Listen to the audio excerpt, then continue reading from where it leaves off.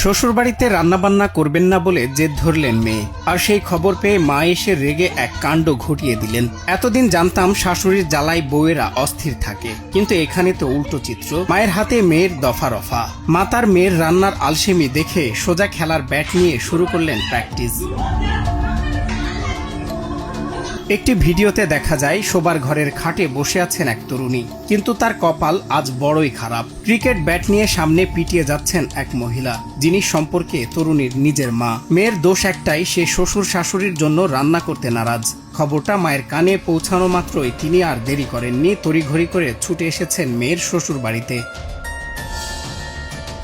ভিডিওতে আরও দেখা যায় মার হাত থেকে বাঁচতে তরুণী বিছানায় শুয়ে পড়ে ক্ষমা চাইতে বারবার আকুতি জানাচ্ছেন। পাশে থাকা তরুণটি তাকে বাঁচানোর চেষ্টা করলেও মায়ের সামনে পাত্তা পায়নি কেউ। মা যেন জেদ ধরেছেন, রান্না যদি না করিস তবে ব্যাট দিয়ে তোকে বোঝাবো।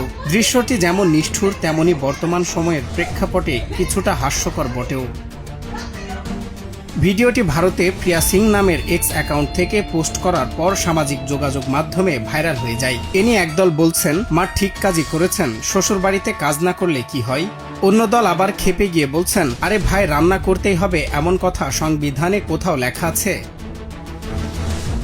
অনেকে এই ঘটনাকে লজ্জাজনক দাবি করে বলেন, একজন মা হয়ে নিজের মেয়ের গায়ে এভাবে হাত তোলা মোটেও ঠিক হয়নি।